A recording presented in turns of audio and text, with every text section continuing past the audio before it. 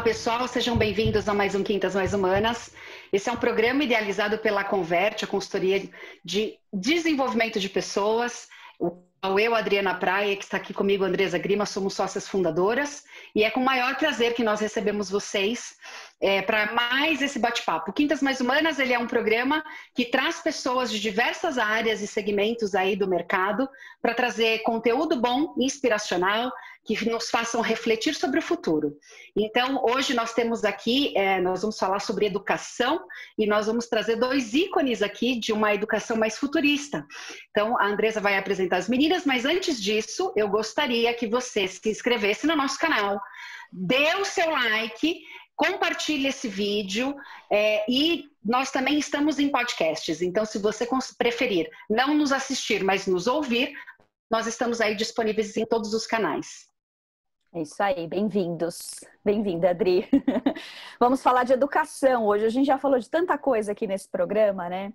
E para começar aqui, só para aquecer, levantando alguns números, vindo algumas pesquisas, foi feita uma pesquisa o ano passado, num instituto de pesquisas focados em adesão de tecnologia e comunicação, e específico sobre educação. Essa pesquisa foi feita em 2019 e dizia o seguinte: pelo menos 33% dos professores, educadores envolvidos nesse sistema disseram que receberam algum tipo de formação na área de tecnologia, na área de internet, mas 79% dizem que faltou um curso específico, sabe, uma formação específica para trabalhar com essa tecnologia, com esse mundo novo dentro da educação.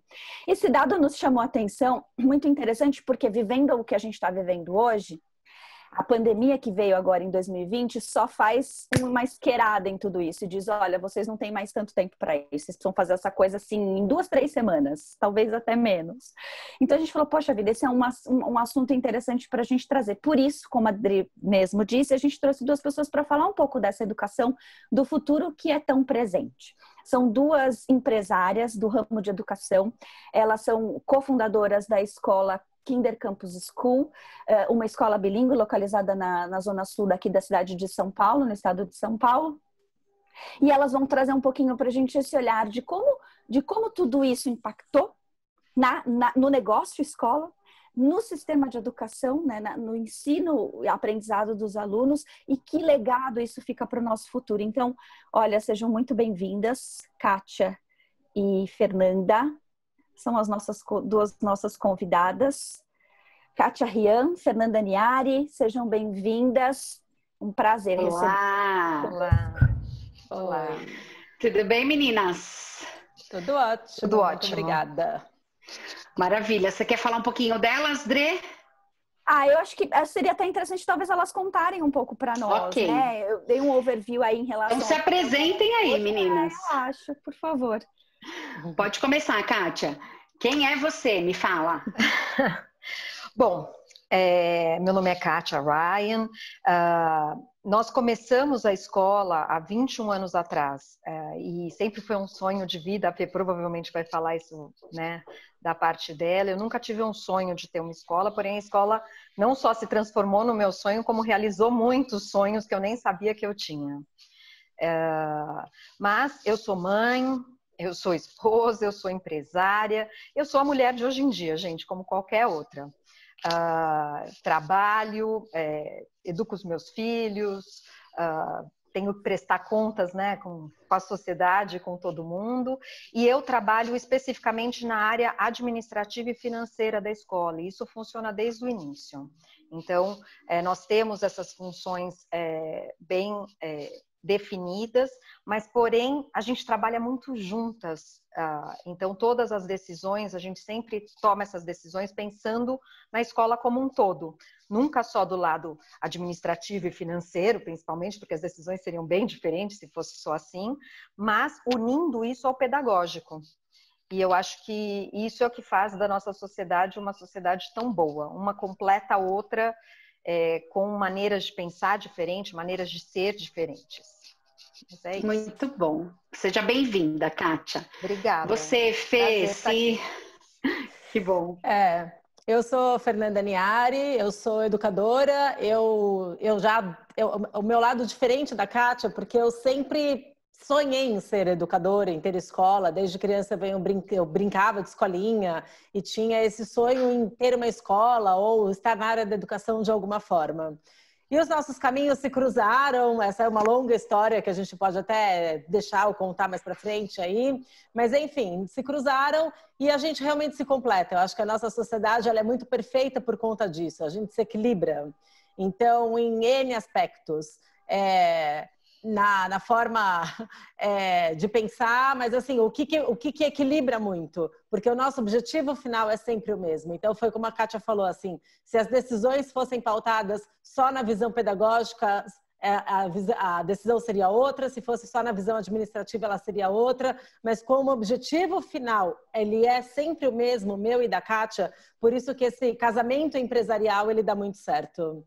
E isso faz com que a nossa sociedade ela seja assim muito boa. Ela tem sim os seus altos e baixos, como qualquer parceria, mas no final o saldo ele é muito positivo. E a gente está aí, nós estamos com 21 anos aí de estrada e bem felizes. É um casamento sólido, né? Olha, eu que eu diga, viu? Porque na vida pessoal, sou mãe também, tenho 2 filhos, estou no meu 3º casamento na vida pessoal, mas eu falo que o meu casamento mais duradouro e mais sólido é com a Kátia. Perfeito, perfeito. Então é sensacional. Eu não troco de sócia, não troco. Já troquei de marido várias vezes. Mas de sócia não, né? De jeito nenhum, de jeito nenhum. Muito bom. Isso se dá também porque vocês têm um propósito em comum, por mais diferentes que possam ser o pensamento de vocês e até a estrutura intelectual aí, vocês se complementam. E vocês têm um propósito em comum, que é desse propósito também que a gente vai falar. E eu acho que vai ficar muito claro no nosso bate-papo aqui também. Vamos falar um pouquinho, então, já de tudo isso que está acontecendo, né, da educação em si, como é que vai ser? A gente viveu tantos desafios nesse período de pandemia, de isolamento, de quarentena, homeschooling, enfim. Vamos pensar daqui para frente o que muda, né? Quais vão ser as características dessa relação ensino e aprendizado que a gente vai ter daqui para frente, na opinião de vocês. Eu queria que a Fernanda trouxesse aqui um pouquinho já desse olhar como educadora mesmo. O que você acredita quais serão essas características dessa relação ensino-aprendizado daqui para frente, Fernanda? Então, a gente, principalmente lá na Kinder Campus, né, a gente já vinha numa abordagem, numa prática, que o aluno ele estava muito como protagonista desse trabalho, né, dessa relação de aprendizagem. Então, o professor ele já não era mais o dono do saber, como vinha antigamente, que nós tínhamos o professor muito como dono do saber. O professor ele era até um gigante ali na frente do aluno, né? Ele estava na frente da sala de aula, gigante no sentido de ser grande em tamanho e grande em conhecimento. Então, até lá atrás, quando talvez nós éramos criança, talvez não, isso era, né? Nós tínhamos o professor e a Barça como 2 fontes de conhecimento. Hoje não, hoje nós temos o aluno muito como investigador desse processo, como centro dessa aprendizagem e nessa troca muito grande, porque quando o aluno está dentro da sala de aula, a gente coloca o aluno como investigador, como vamos juntos aprender. Então, o aluno, tanto que a gente fala que a gente aprende muito quando a gente ensina também. Então, o aluno faz parte de todo esse processo. E aí vem agora, para esse futuro da educação, um processo muito híbrido. Híbrido no sentido do presencial com o remoto, híbrido no sentido do ensinar e aprender o tempo todo. Então, a gente tem os recursos digitais muito presentes. O aluno, ele é um nativo digital. Vem muito essa pergunta do professor. O professor será substituído pela tecnologia? Não, o professor não será substituído pela tecnologia, mas o professor que não se aperfeiçoar junto com a tecnologia, sim, ele corre um risco muito grande. Uhum. O aluno, ele ele já nasce como um ser digital. O aluno, ele ensina o professor o tempo todo dentro da sala de aula com os recursos digitais. Então, ele troca muito com o professor. Mas a gente precisa estar o tempo todo se adaptando. E na escola a gente já vinha nesse processo há muito tempo, com a tecnologia dentro da sala de aula, aperfeiçoando os professores, capacitando os professores e trazendo isso para a sala de aula. A gente nem imaginava tudo que fosse acontecer. mas a gente já vinha nesse preparo. E o futuro para a educação é essa troca constante entre o aluno e o professor, trazendo o aluno muito para protagonista desse trabalho, trazendo o aluno muito para atuante dentro desse trabalho.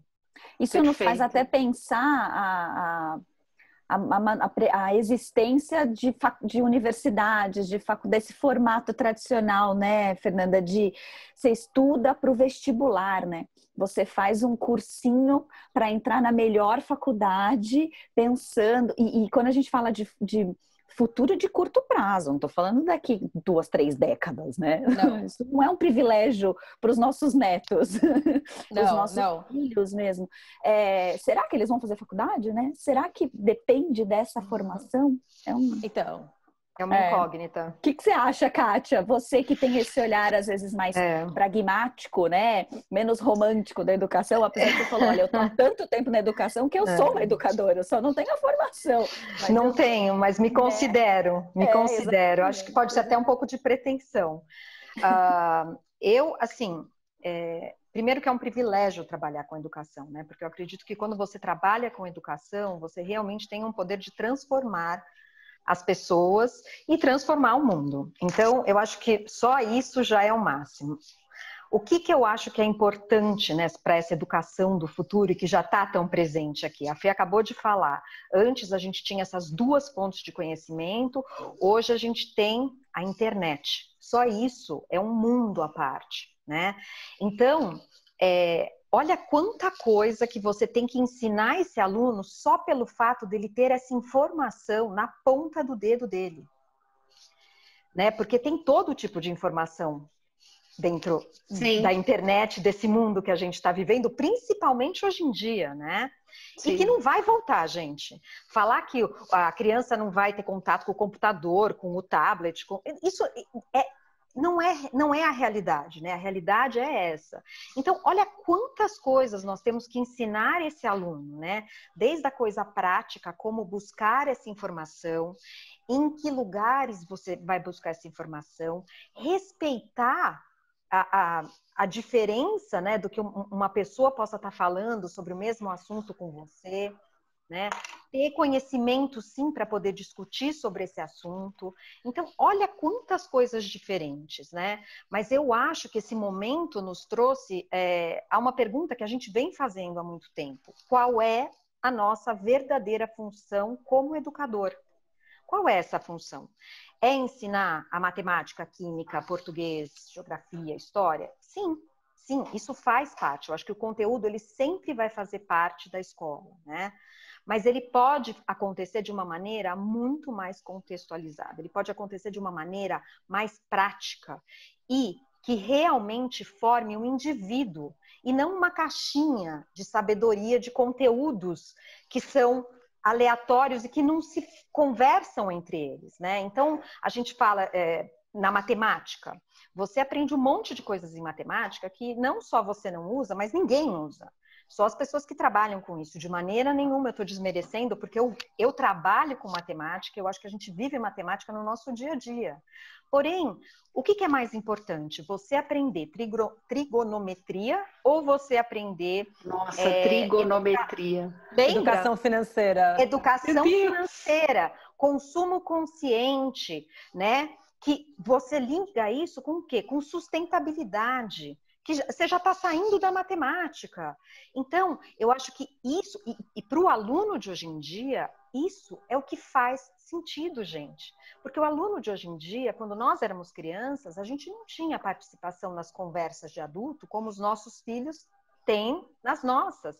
A informação que a gente tinha era informação de criança. Hoje, a criança está inserida no mundo do adulto. Então, a gente precisa instigar e tratar eles de uma maneira diferente como nós fomos tratados. Então, a escola onde a carteira está ali, você está sentado, você tem que olhar para frente, você não pode conversar, você não pode botar a sua opinião, não faz sentido nenhum para esse aluno de hoje em dia, né? Ele é questionador. O professor ir lá e passar um negócio pronto para ele não aceita. O que a gente fala? Que eles estão virando adolescentes cada dia mais cedo. Cedo. Por que adolescente? Porque eles realmente eles vão atrás, eles querem saber o porquê do porquê. E o porquê não e o porquê sim não existe. Já tentaram falar isso para os seus filhos? Já. Eu ouvi essa semana. Ela falou, mas você me respondeu outro dia, por que não? Eu falei, então, não copia a mamãe. Então, exatamente. Porque para eles isso não faz sentido. Então, como é que a educação ela pode ainda ter aquela mesma cara que ela tinha há dezenas de anos atrás? A gente tem que pensar nesse indivíduo de uma maneira diferente, né? Posso complementar aqui? Saiu uma reportagem da Você S.A. Agora nesse último mês, e tem uma reportagem que fala sobre a educação que nós vamos construir. Quem escreveu foi a pensadora e pesquisadora de futuro Ligia Zottini, que inclusive ela foi uma das nossas convidadas aqui do Quintas Mais Humanas, ela já esteve aqui conosco. E ela traz o seguinte, ela fala que o futurista Thomas Frey, ele tem uma frase que fala especificamente dos sistemas educacionais. E ele diz o seguinte, que nós estaremos vivendo nas próximas décadas em um futuro que exigirá pessoas de maior calibre moral e ético para fazê-lo funcionar. E aí ela complementa, então para isso os professores não vão atuar apenas na transferência de conhecimentos, que está bem complementar com o que você trouxe agora, Kátia. A função dos educadores será fazer a arquitetura dos saberes, utilizando as tecnologias como meio e não simplesmente como fim em si. Ou seja, quando a gente traz a questão moral e ética, o papel desse educador, ele vai além, ele transcende, né? Ele vai quebrar essas paredes rígidas da educação antiga, né? E ele vai, de fato, trazer algo que vai mexer com o corpo, alma e mente das crianças, dos jovens, enfim, deste indivíduo. E assim, para nós pais, é confortante, porque a gente não sabe o que pensar do futuro, que foi o que a Andresa trouxe aqui. Como é que será? Meu, faculdade, até pouquíssimo tempo atrás eu estava debatendo com meu marido, cara, a gente tem que investir nessa educação, que, eles têm que se destacar no mercado de trabalho. E aí, depois, meu marido olhava para minha cara e ele falava assim, cara, o que você está falando? Falando. Né? E de fato, o que você fala, não dá mais pra E o que pensar nisso. destaca hoje? Vocês estão no mercado de trabalho, gente. O que destaca hoje um profissional no mercado de trabalho? A instituição onde ele estudou ou o tipo de pessoa que ele é? Até pouquíssimo tempo atrás era o que estava contido no currículo dele, cara. Impressionante. Exatamente. E hoje a gente está ensinando os né, RHs a rasgar o currículo para fazer entrevista e ver quem é a pessoa. Então, qual delas aqui se contrata por competência? Essa? Exatamente. A gente contrata pelo currículo e demite pelo relacionamento. É isso então, mesmo. Assim, pelo comportamento. Pelo comportamento. Pelo comportamento. E assim, o futuro se nós temos um conselho para dar para os pais hoje em dia se você quer investir na educação, invista na educação do seu filho hoje. Então, não pense na faculdade lá na frente, porque a gente nem sabe quais faculdades terão, como que esse peso dessa faculdade, se é o nome da faculdade ou o currículo, que peso que isso vai ter. Mas invista na educação hoje, numa educação realmente de qualidade. E o que é essa educação de qualidade? Vai muito além desse currículo básico. Então, só do português, matemática, história, geografia. Porque isso precisa. Isso é fundamental, isso abre o leque, a mente, o conhecimento. E é importante, precisa ter. Mas, além disso, uma educação de qualidade, ela é aquela escola que acredita e que investe, e aí eu vou fazer até a nossa propaganda. Mas assim, que tem dentro do seu currículo e que dá tanta importância e peso para a matemática e para o inglês, para o português, tanto quanto para empreendedorismo, educação financeira, mindfulness, inteligência emocional, que tenham essas áreas do conhecimento dentro da grade curricular e que isso não é visto como uma atividade extra, porque isso hoje para o aluno é tão importante quanto. E isso vai fazer com que esse aluno se torne um indivíduo completo dentro de tudo que ele precisa para começar a ser desenvolvido e não formado para um futuro. Então, assim, a gente não sabe realmente qual vai ser o futuro. As profissões que esse aluno, que esse indivíduo vai exercer lá no futuro, a gente nem conhece. Quando nós prestamos vestibular... Nem existem ainda. E às vezes não, elas não existem. Quando nós prestamos vestibular, a gente pegava aquele guia do estudante e tinham lá 100, 150 profissões e que a gente escolhia dentre elas. E que os nossos pais falavam, escolha aquela que vai dar mais dinheiro. E fazia o teste vocacional, né? E fazia o teste vocacional. E dava entre medicina, engenharia... advocacia, e quem fazia, por exemplo, pedagogia, como eu fiz, e eu lembro quando eu voltei para o meu colégio e fui lá e falei, né, então eu entrei na pedagogia, a secretária falou para mim, essa não entra no nosso índice, porque isso prejudica o nosso índice. Então a gente só quer saber quem entrou em engenharia, advocacia, direito, medicina. Né? Medicina. Pedagogia vai prejudicar, não conta, porque você não entrou. Prejudica o índice. Agora, eu acho que você falou uma coisa interessante, se você puder dar um conselho para os pais, né? Eu achei o máximo. Eu diria o seguinte, olhe, todo pai, ou pelo menos a maioria deles, todos os pais, a maioria deles está no mercado de trabalho. Seja como empreendedor, seja como funcionário, de alguma forma ele tem uma atividade profissional. Eu digo a maioria, porque tem aqueles que optaram por... Você não tá buscando, né? Você não tá no mercado, tá buscando. De alguma forma tá. Pensem nos funcionários que trabalham com você. Pensem nas pessoas que estão na empresa. Sabe aquelas dificuldades que você sempre tem? É esse olhar, cara. O que eu faço para gerar um profissional melhor para o líder dele do futuro? Deixa eu ser bacana com o líder do futuro do meu filho. Exatamente. Mas isso... você falou uma questão que é esse professor, ele tem que ser formado para isso, gente. Porque o professor não foi formado para isso. Não tá? mesmo. Nenhuma escola de pedagogia e nem as próprias escolas, depois que eles entram no mercado de trabalho, porque eu acredito muito que você aprende na prática, elas não deixam o professor praticar isso.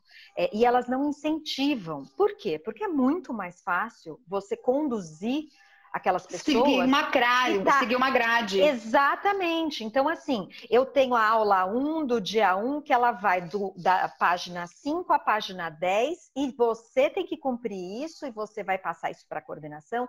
Então, lá na escola, uma das coisas que a gente mais acredita não adianta ter toda essa filosofia se a gente não começa por quem realmente vai fazer isso acontecer dentro da sala de aula. Até me arrepia, porque isso é realmente o foco de tudo. Então, o nosso trabalho com os nossos professores, há muitos anos, deixou de ser em consultoria de matemática, consultoria de português. Óbvio que a gente trabalha com isso, é o que eu falei, gente. Uma escola sem conteúdo não é escola. Porém, os nossos cursos hoje, onde a gente vai buscar curso? No mercado corporativo, numa empresa como a de vocês. Então, o que nós trazemos para os nossos professores é inteligência emocional, autorresponsabilidade, PNL, sabe? São maneiras de como você vai, primeiro, né, se centrar, porque para você passar isso para outra pessoa, você tem que estar bem. E como que você traz isso para o seu aluno e dá a importância disso para ele? Então, o professor, nesse ponto, essa formação da equipe, eu diria que neste momento, né, e com tudo isso que está acontecendo, porque a escola entrou na casa do pai. O maior medo de todo mundo aconteceu, né? Meu Deus do céu.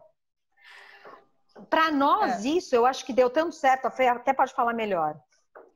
Não, é porque tinha uma questão que, assim, o que a Kátia está dizendo nós temos que, o que nós acreditamos, né? Empoderar os professores para que eles respondam nesse processo de ponta a ponta. Então, também tinha uma questão de que era até contraditório, porque a educação ela é muito contraditória em vários pontos. Então, assim, ao mesmo tempo que a gente fala muito que nem a Andresa até falou, olhe para os seus líderes dentro do mercado de trabalho e imagine como você quer, qual é o seu ideal de líder. Então, como você quer que o seu filho seja, como que os alunos sejam enquanto líderes. Vamos, então, tentar desenvolver esses líderes dentro da escola.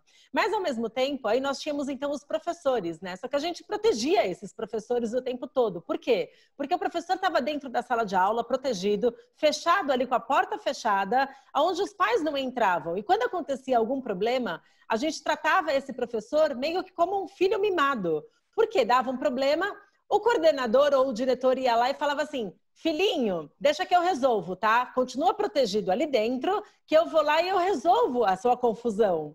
Então, não colocava esse professor para ir lá e resolver, como a gente empodera os alunos, que quando entra numa confusão, a gente fala para o aluno, você vai lá e você vai resolver o seu problema. Você se meteu numa confusão, vamos lá, você vai lá e você vai resolver, porque eu estou te empoderando para isso, porque eu quero te tornar num líder que vai resolver os seus conflitos. A gente protegia o professor. E aí, aconteceu toda essa pandemia e quebrou-se as paredes se quebraram, as portas se abriram e o professor entrou dentro da casa, a casa entrou dentro da sala de aula, né? Tudo se misturou e o pai tá ali assim, assistindo a aula 24 horas. E o professor tá tendo que lidar com aquilo.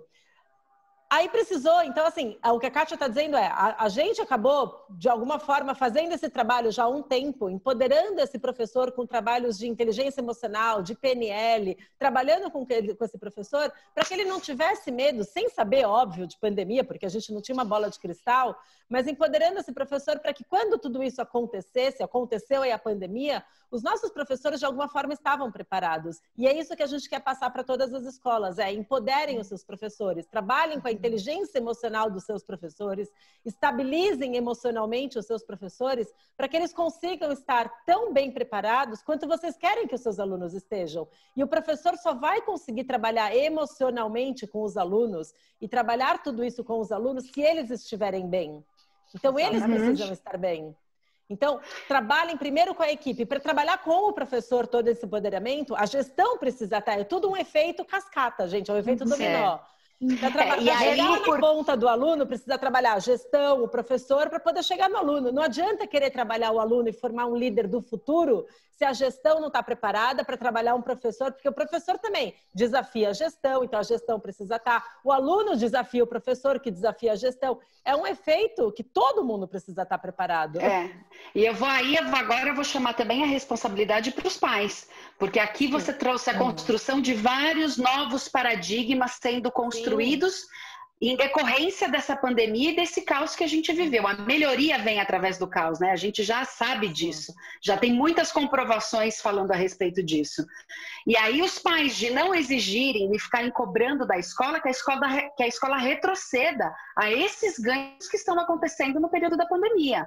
Porque assim, a gente, como você bem disse aqui, a gente entrou na escola, na sala de aula. Sim. E a gente entrou na sala de aula e viu, sim, eu como mãe, eu vejo comportamentos de outros pais em relação à educação dos filhos, na interação com os professores. Né? A gente fala, a gente nunca vieram vários memes, né, nesse período, a gente nunca deu tanto valor ao professor, agora a gente manda um monte de coisa para o professor, que o professor é um santo, tem um lugar no céu. Cara, não é isso.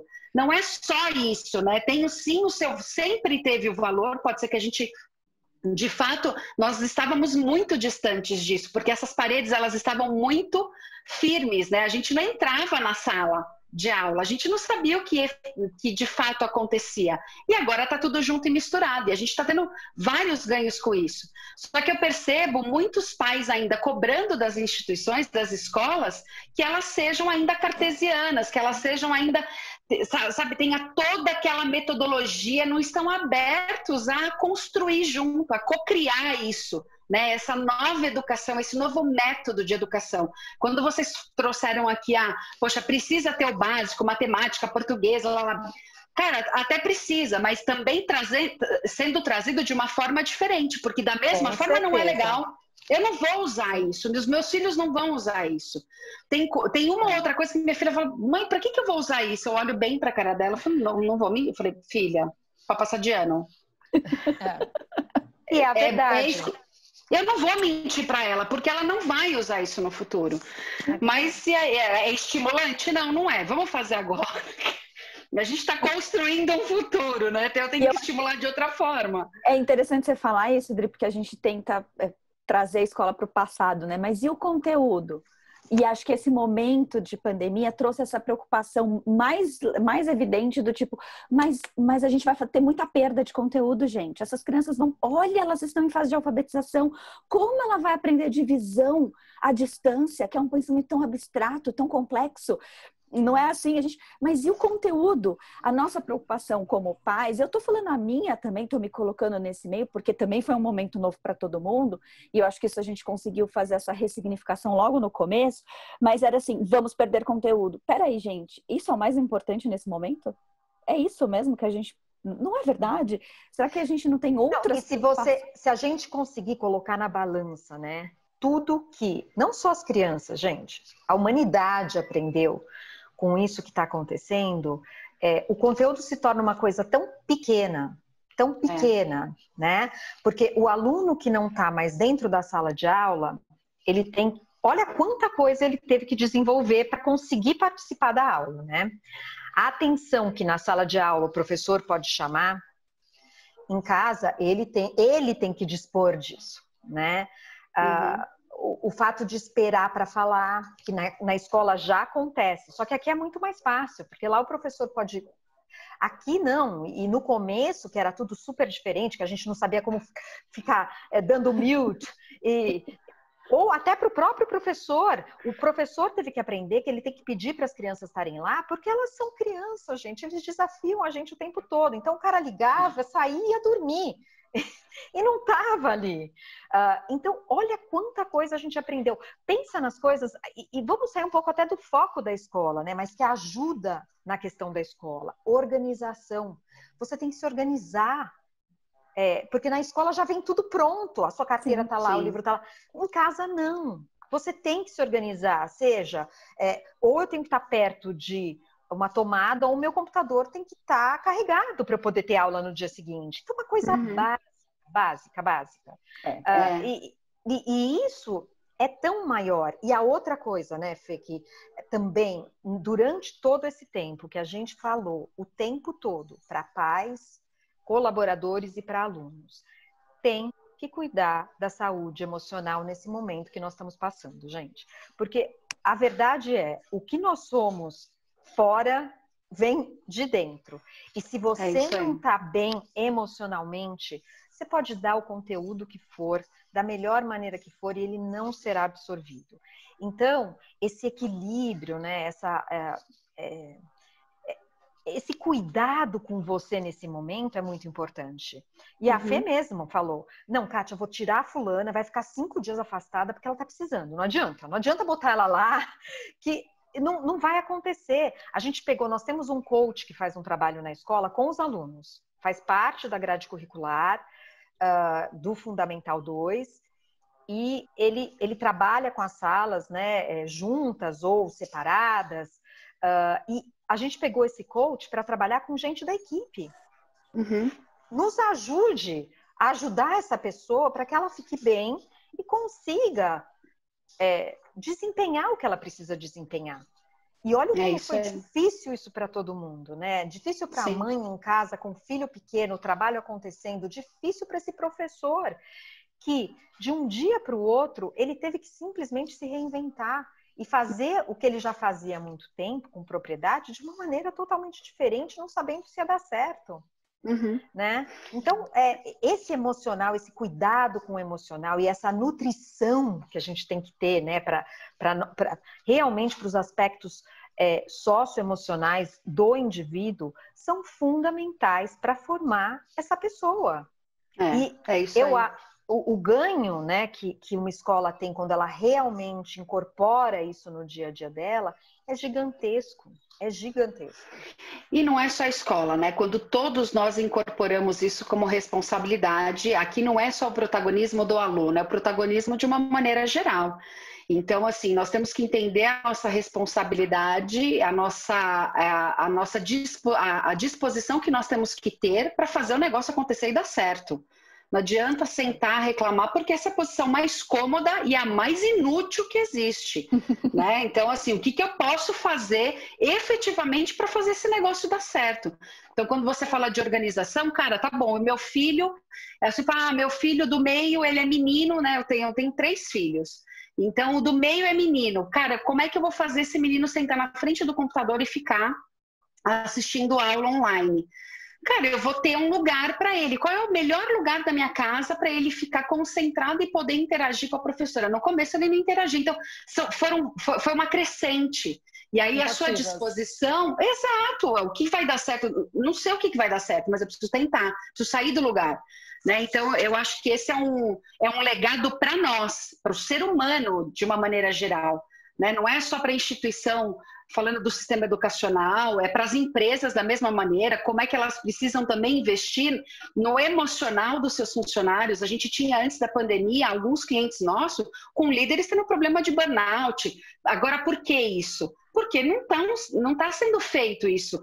Hoje os RHs eles estão sendo mais evidenciados agora, né? Os holofortes estão dentro dos RHs das empresas, justamente porque porque todo mundo viu que precisa cuidar das emoções, que precisa cuidar das pessoas, que precisam olhar para eles de uma maneira integral e não só daquele resultado que ele pode dar ou da meta que ele pode atingir, né? Olhar de uma maneira holística, efetivamente.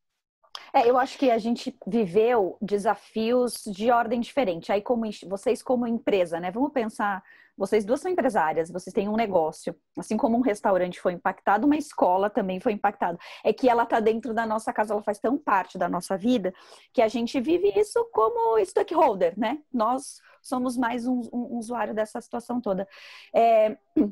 Então, acho que sofremos impactos diferentes. No início, uma questão muito estrutural, né? Eu imagino que para vocês deve ter sido um desafio muito grande de estrutura, porque é a ferramenta do ensino, né?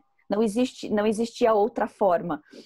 Como você disse, Fernanda, a tecnologia já estava dentro da sala, vocês já trabalhavam com essas ferramentas como complemento, mas não como fundamento.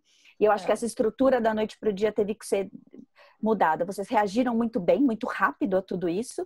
Algumas escolas, como demoraram um pouco mais, né? Estressou o corpo diretivo e de RH das empresas justamente para isso. A pessoa não tem computador, não tem internet, não tem... Como é que faz isso? Como é que as nossas reuniões, aquelas entregas? Então, acho que os primeiros momentos foram muito nesse sentido.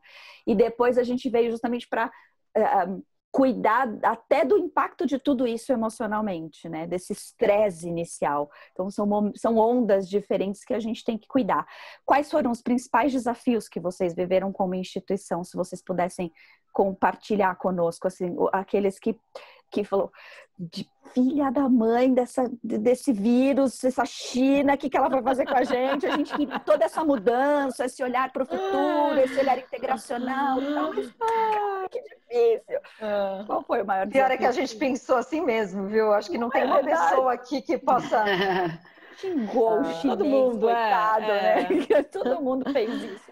E no começo, assim, não teve tempo para pensar, né? Para se programar. Foi muito de repente. Foi assim, a partir de semana que vem, todo mundo para casa. Não teve como se planejar. Mas a crise, eu acho que só trazendo um pouquinho, a crise, ela acelera esse processo, né? Então, assim, o processo da evolução das coisas, a crise, ela traz uma aceleração que todo mundo a educação estava muito paralisada há muito tempo. Tudo vinha evoluindo. Então, se a gente pensar, a medicina evoluiu muito, muito, sabe? A indústria evoluiu tudo e a educação, a escola, ela estava parada há muito tempo. Se pegar o modelo da sala de aula, há muito tempo ela estava no mesmo formato. E a pandemia, ela veio para dar uma acelerada. De repente, a tecnologia entrou na educação de uma forma que há muito tempo se sonhava com que isso acontecesse e parece que vinha uma resistência muito grande, até pelos professores, por todo mundo, eu acho, sabe? Como é que vai ser? Será que vai dar certo? Tal. E, de repente, isso aconteceu. Para a gente, os impactos, assim, eu acho que o que foi mais difícil, com certeza a educação infantil está sendo ainda muito difícil, trabalhar com a educação infantil ainda é muito difícil, porque as crianças são muito pequenas. Chegar mesmo com o ensino híbrido, com toda a tecnologia, mas chegar com a proposta toda na educação infantil é muito difícil. Né, Kátia? Acho que você pode me ajudar a completar nisso. Assim, os desafios foram inúmeros, gente. Tem muita a gente coisa. Pode falar de coisas bem concretas. Então, por exemplo, a evasão. A evasão foi... Nós perdemos mais de 40 alunos. Uma escola de 200 e poucos alunos. É um impacto muito grande. É óbvio que nós tivemos as medidas governamentais, nós estamos numa área que nós temos um contrato com os pais e os pais não podem ficar sem a educação, os alunos não podem ficar sem a educação. Então, eu diria que não foi nem o setor mais impactado. Isso se vocês têm outros segmentos. As escolas só de educação infantil, muitas não sobreviverão. porque não tem como. Eu falo por mim. Já não sobreviveram, algumas já não aguentaram. Algumas já fecharam e até o final do ano a gente não sabe ainda o que vai acontecer. Óbvio que está todo mundo se preparando para uma possível volta, mas nós ainda não sabemos, né? Mas o impacto econômico foi gigante, o impacto emocional também foi muito grande. Eu ia falar, o segundo foi emocional. No começo, emocional tanto com a equipe, com pais. E com a gente mesmo, gente. O medo, né? Eu acho que isso trouxe pra gente esse sentimento. A incerteza. Trabalhar com a incerteza foi muito complicado. Tá sendo ainda, né? E a vulnerabilidade, né? Porque, assim, a gente vinha num ritmo e num caminho de que, óbvio que nós sabemos que nós somos humanos imortais. Porém, isso não, no dia a dia, pessoas da nossa idade, isso não te afeta, né? Agora, isso veio e falou assim, pô, peraí, olha quanta gente está morrendo, eu posso pegar isso. Isso não escolhe. Esse vírus não escolhe, ele é invisível e ele está aí. E pode me pegar. E se ele não me pegar pela doença, ele está me pegando de outra maneira. A vida como eu conhecia não existe mais. Então, é muito doido tudo isso, né? Então, por isso, logo de início, eu acho que até pelas próprias características que a gente sempre não, mas né, que a gente foi desenvolvendo durante esses 20 anos, o nosso primeiro foco foi nesse emocional do aluno, que também teve uma perda imensurável, gente. Uma criança que não pode brincar com outra criança. Eles não podem se ver, quando se encontram, não podem se tocar, não pode ver o avô. Então, assim, primeira coisa foi com o aluno, depois com os nossos funcionários e com os pais, com os nossos clientes, porque eles também tinham que estar bem. E quando vinha a conversa, né, que ia para o lado mais racional, então o pai de um aluno de 2, 3 anos que chega para mim e fala assim, não, eu vou cancelar. Eu não tenho nem o que falar, olha que eu sou uma pessoa que tem muitos argumentos para muita coisa. Não, eu entendo. Eu falei, eu nunca pensei que eu fosse falar isso para um pai, mas eu te entendo. E eu não sei se eu estivesse no seu lugar, se eu não estaria fazendo a mesma coisa. Hoje eu falo, eu estaria fazendo provavelmente isso. Porque é o que faz sentido nesse momento, né?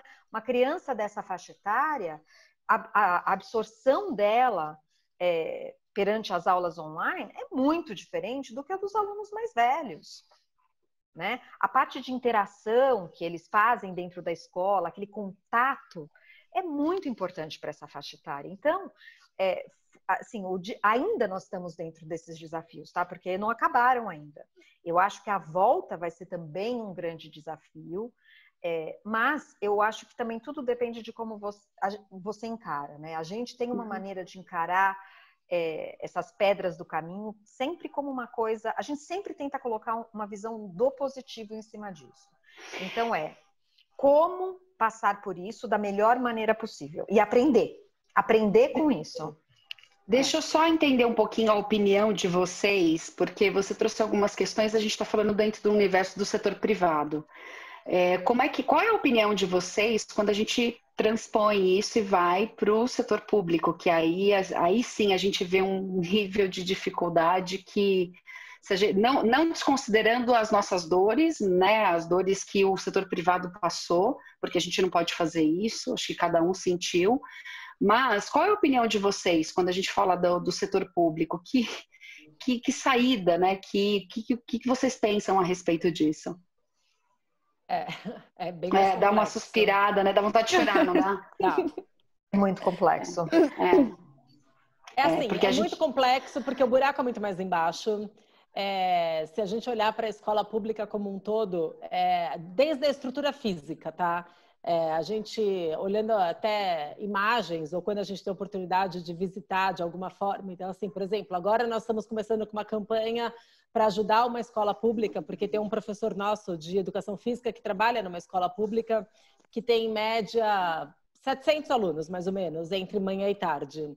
Desses 700 alunos, 63 ou 65 alunos, eles estão numa situação de que as famílias perderam o emprego e eles não têm absolutamente nada do que comer, porque eles, além do que eles tinham do emprego dos pais, eles tinham o que eles comiam da escola. Comida na escola. Comida da escola. Então, a gente vai fazer uma campanha com os nossos alunos para arrecadar a cesta básica e kits de higiene, tanto higiene para casa, né? Então, detergente, sabão, etc., como higiene pessoal, pasta de dente, escova de dente e tal, para essas famílias por pelo menos um período aí, de começar com 1 mês, mas a nossa ideia é conseguir isso de 6 meses a 1 ano para essas famílias, porque até eles conseguirem retomar emprego, tudo isso, a gente não sabe por quanto tempo isso vai durar.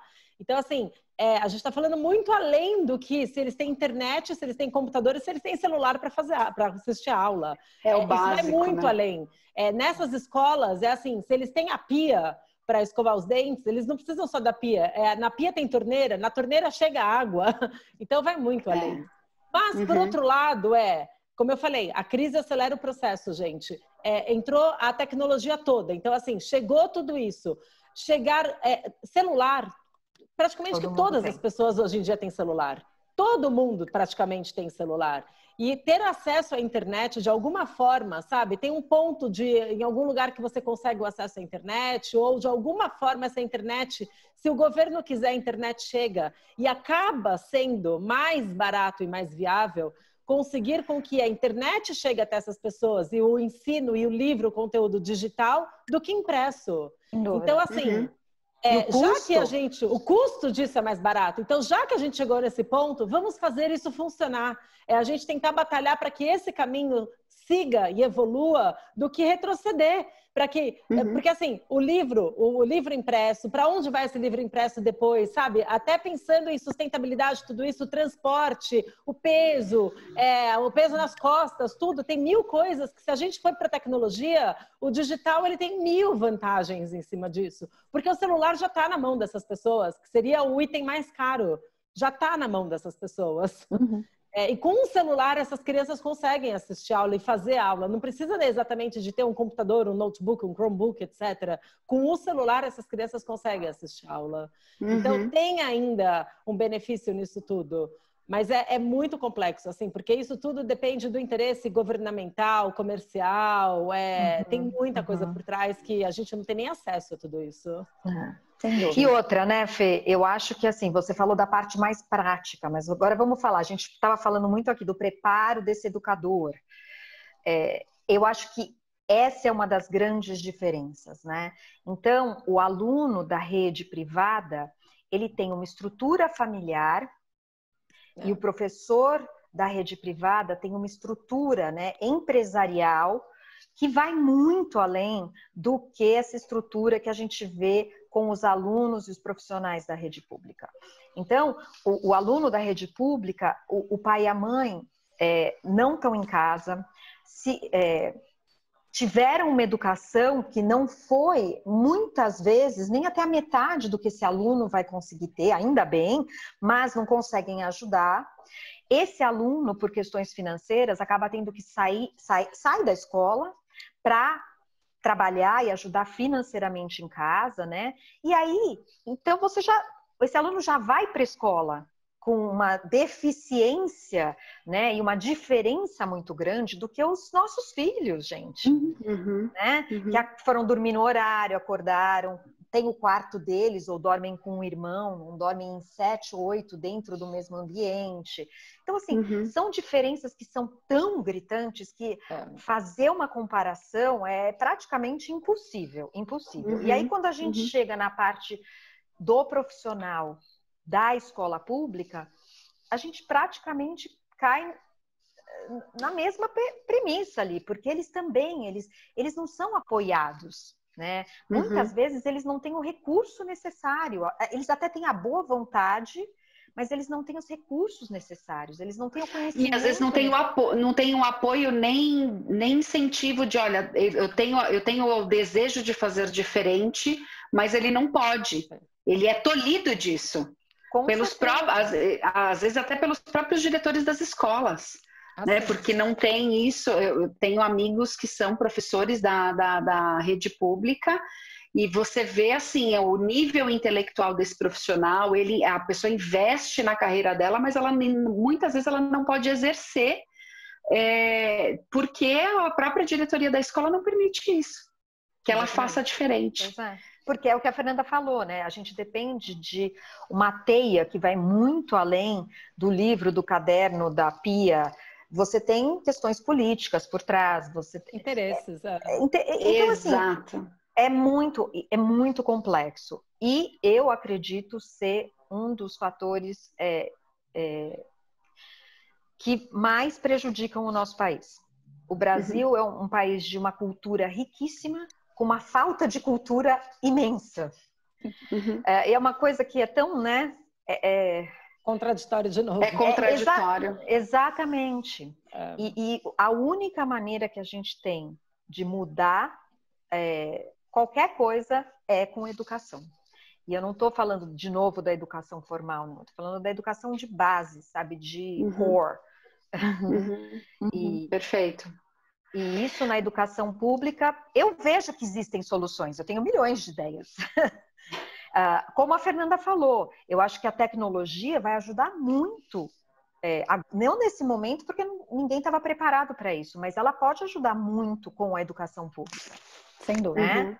Mas precisa ter o interesse de educar essas pessoas, né? Dessas pessoas terem mais conhecimento, terem mais questionamento, delas poderem, né, ir atrás dos interesses também.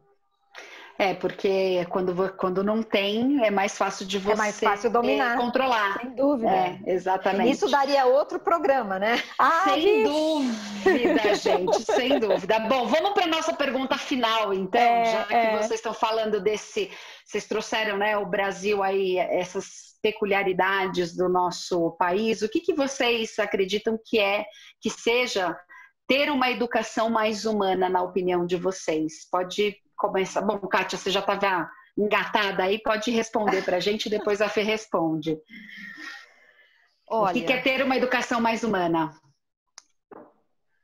É focar no indivíduo, né? Eu acho que o próprio nome diz isso. É focar no indivíduo, muito mais do que focar no conteúdo, né?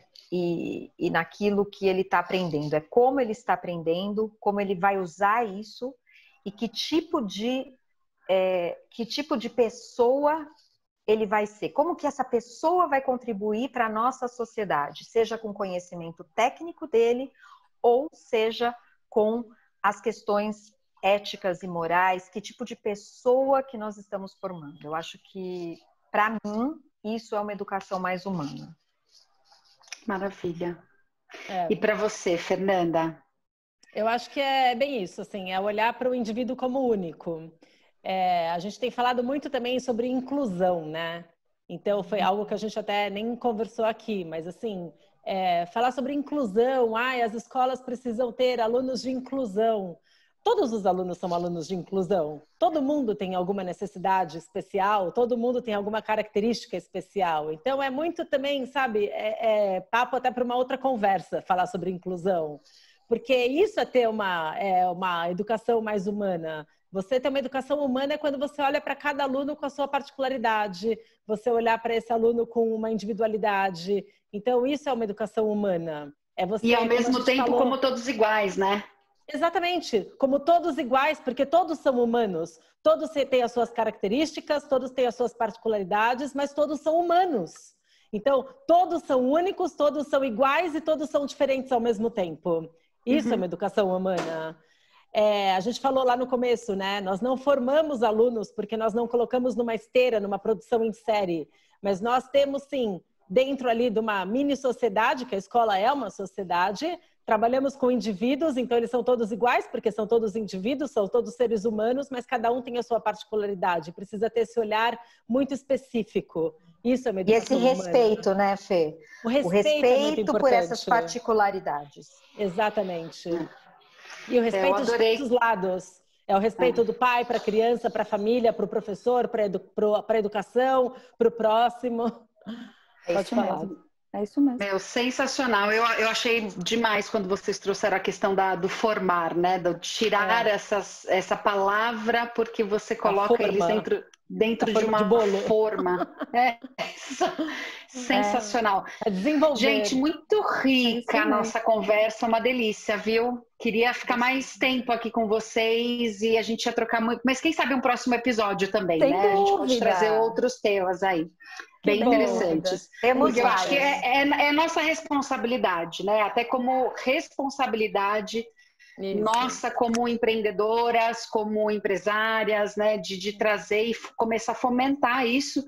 Pode ser pequeno, se a gente consegue fomentar isso dentro de 2 ou 3 pessoas que vão fazer diferença com esse conteúdo, a gente já teve um ganho absurdo. Né? Exatamente. Eu acho que é assim que a gente tem que pensar. Muito bom. Obrigada, viu, meninas, pela Muito disponibilidade. Obrigada a vocês. Uma delícia convite. Conversar com vocês. Foi muito bom. A gente se encontra numa próxima, com certeza. Bom, a gente tem aí, vamos dar um chorinho aqui já, André, pra gente Vamos falar? fazer um spoiler, vamos. Vamos, a gente vai ter um spoiler aqui com essas 2 feras, que a gente vai fazer um Quintas Mais Humaninhas específico com elas. Exatamente. Trazendo aí... a gente foi além ampliamos o Quintas Mais Humaninhas, também rompemos essas paredes e fomos, inclusive, junto a Campus, construir um novo episódio para o Quintas Mais Humaninhas, em que os próprios alunos podem participar dessa conversa toda crítica, desse momento em que a gente faz as pessoas pensarem. E a iniciativa de vocês em fazer os alunos pensarem está super coerente com o que a gente conversou aqui. Então, acho que o Quintas Mais Humaninhas é uma prova de que tudo que vocês falaram aqui é verdade e vocês realmente acreditam e praticam. Então, vem coisa boa aí. Logo, logo. Isso é. Exatamente. Muito bom. Obrigada, viu, meninas? Obrigada. Super beijo, abraço, beijo. Bem forte. Obrigada pela participação. Obrigada. Bom, pessoal, muito obrigada pela participação de vocês aqui até o final. Foi um papo enriquecedor, cheio de coisas para nós pensarmos como pais, como seres humanos. E com certeza terá mais pano para manga aí com essa dupla, porque falar de educação eu acredito que é um dos maiores desafios, mas é um dos papos mais importantes que nós deveríamos investir mais tempo, principalmente pensando na nossa sociedade. Então, muito obrigada por terem ficado até o final. Muito bem. Adorei quando elas falaram sobre isso, que a escola é um lugar de transformação, né, Adri? Acho que isso tem tudo a ver com o nosso objetivo como Converte. Então, a gente com certeza vai falar mais disso e vai trazer mais pessoas, mais convidados para conversar com a gente sobre isso. Então, aguarde. Inclusive, se inscreva no nosso canal, clica aí no sininho, porque quando entrar esses vídeos novos você vai ser informado. Escute a gente em podcast, se você prefere nos ouvir.